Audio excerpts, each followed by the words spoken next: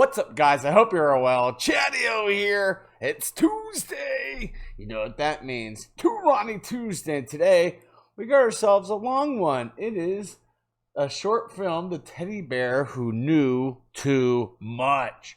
I like the sound of that. Different things are coming to mind. I have no idea what this is about. If you're new here, hit the subscription button, ring that bell. Also, leave a comment down below and give a thumbs up. Let's get into The Teddy Bear Who Knew Too Much.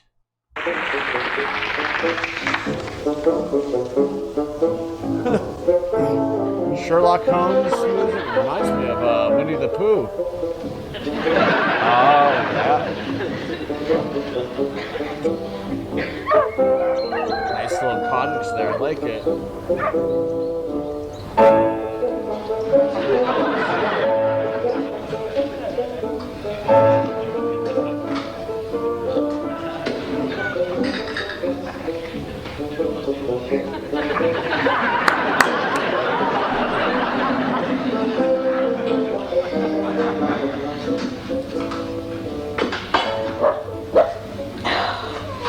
Messy creature. She blames it on the dog. That's funny. Excuse me. Hey, girl. Make your grandma bring your tea all the way upstairs? What the hell, man? It's not cool. Colonel Pomfret? Colonel Pomfret! What is wrong, Mrs. Tremble? Colonel Pomfret, he's not answering, sir. Father? Father? Locked. Oh, my God. What is it, James? It's Father. Stand back, both of you.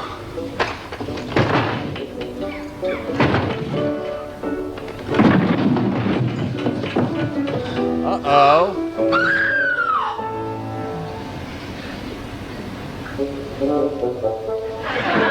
Oh, no! We must get onto the police at once. No, I don't trust the police. I find they tend to be biased in favor of the innocent.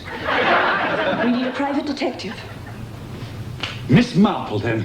Fortunately, she lives in the next village. Even more fortunate, the great Belgian detective Hercule Poirot happens to be staying the weekend with her. I must go and see them at once. Yes, do. Two great detectives for the price of one, eh? Father couldn't be in better hands. Oh, man. Dog. Fallen on his feet again.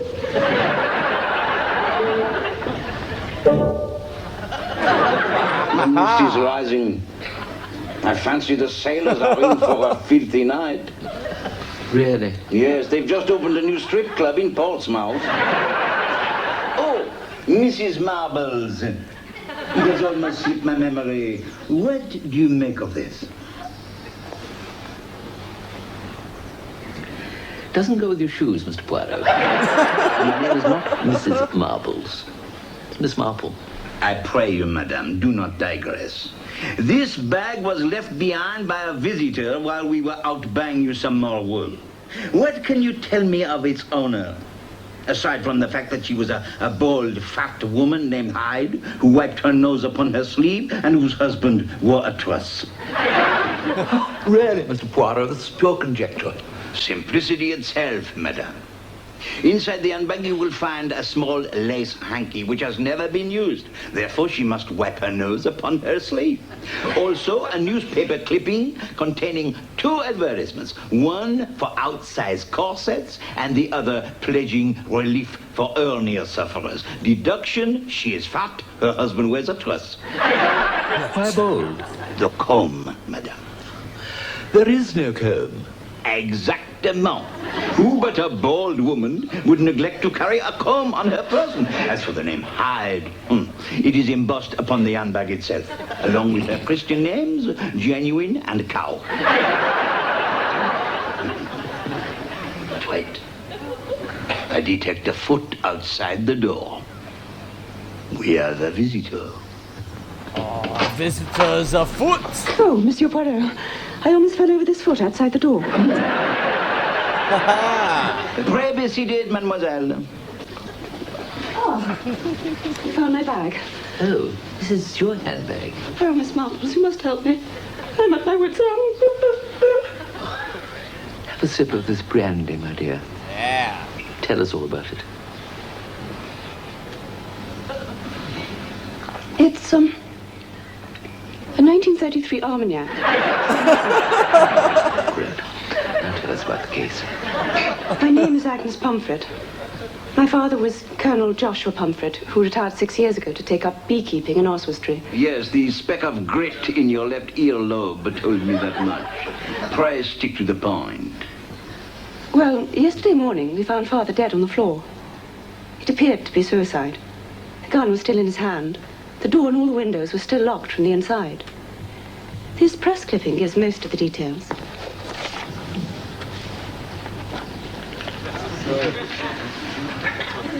Outsize corsets. And yet there is something about this case that no one can explain, Monsieur Poirot. Why, before killing himself, would my father shoot his own teddy bear? The bullet was still in his chest. It's almost as if someone murdered my father and then shot the teddy bear because it was a witness. To make sure that he did not squeal. Teddy bears don't squeal. They squeak. Spare me the zoological details, please, Mrs. Marbles. This case intrigues me. There is no time to lose. Pack yourself a spare toothbrush and some knitting needles. We must leave at once. At once. Don't forget your handbag. Oh, no. It belonged to my great aunt in Beckentry. Oh, I came from Beckentry. Oh, perhaps you knew her.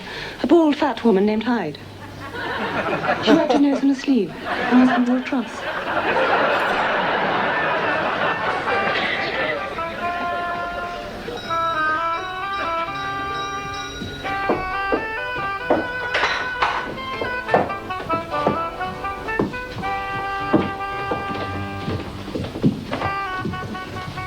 Mrs. Tremble, this is Mr. Poirot, a famous detective.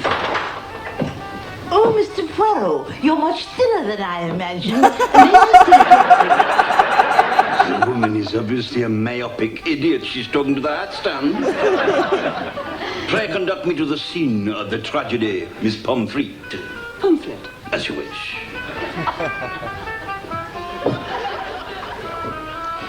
Tell me, mademoiselle, did he always sleep in this position? He usually slept in the bed, Monsieur Poirot. Jesus.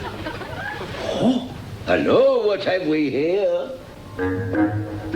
A cigarette that has singed a hole in the sheet.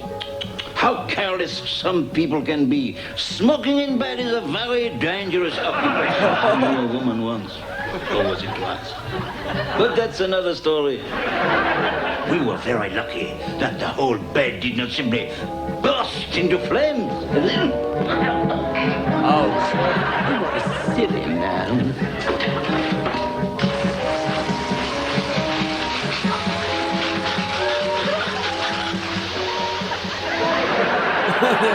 Super over her face.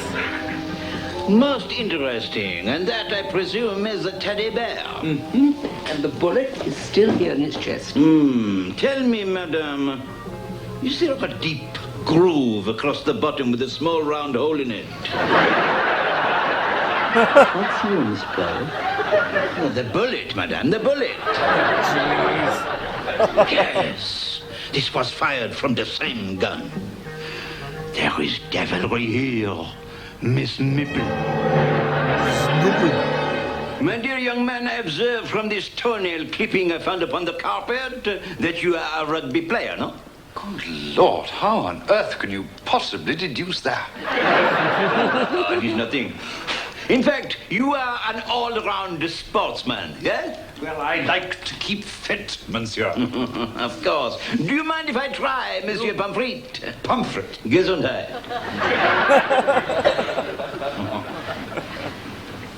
Mr. Pomfret, can you think of anyone at all who might have wanted to murder your father? Well, there's myself, of course. Agnes, Cousin Sidney, Auntie Gladys, and Uncle Wilf. Mr. Widgeon from the post office. Old Mrs. Cartwright. Yes. I take it he was not a popular man. We must be going along. Come on, Mr. Poirot, don't dawdle. Mrs. Marbles. Everyone has their ups and downs. Silence, please. I wish to conduct a little experiment. Madame Tremble, I want you to take this gun and empty all the chambers into my heart. Empty all the chambers. Are you mad? Make a terrible mess. You just done this, Rob. Pray, Madame Tremble, do as I ask you.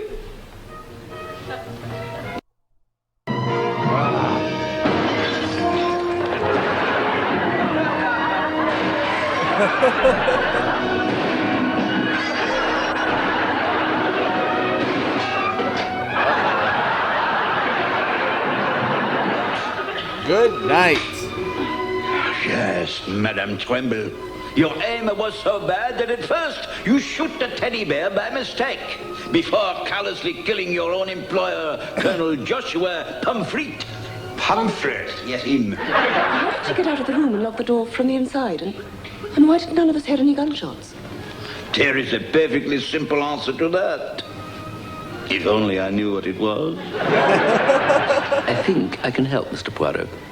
Because I think I have worked out exactly how this bizarre crime was committed. Oh, I say this won't take too long, will it? I've got 2 vaulting horses and a trampoline being delivered at 4. Ladies and gentlemen, with your indulgence, I should like to take you back now to the night of the crime.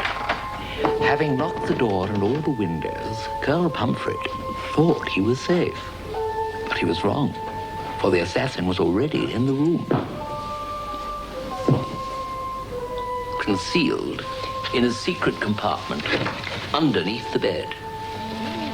The murderer waited until the time was right and then fired the gun up through the mattress so as to muffle the sound. But what the murderer didn't know was that the bullet had gone right through the victim's body and embedded itself in the teddy bear. It was then that the murderer emerged into the room. Yes, Mr. Poirot, it was you. You were the murderer. You put the gun in Pomfret's hand to make it look like suicide. Then you lay the teddy bear over the edge of the bed and placed the cigarette end over the charred bullet hole so no one would suspect what had happened.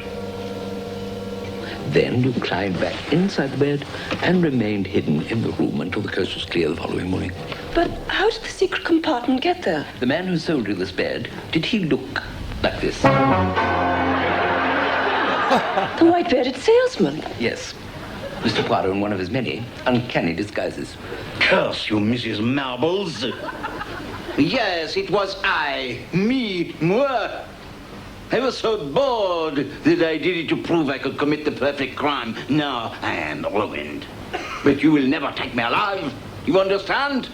No one will ever take me alive. Out the window he goes. Whee! We're on the first floor. Goodness gracious. Mr. Pomfret, we've left your new trampoline outside in the yard. Is that right? Never mind, Mr. Poirot. As I said before, everyone has their ups and downs.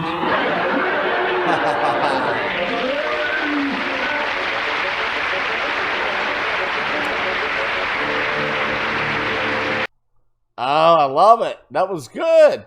I enjoyed that. That was a lot of fun. Let me know if they did any other like short films like this. I know I did the Raspberry Blower. Currently, I'm still going through The Worm That Turned.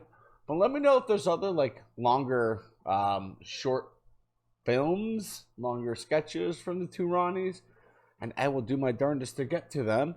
But I want to thank you all for watching. Stay safe, and don't forget to wash your hands. Bye.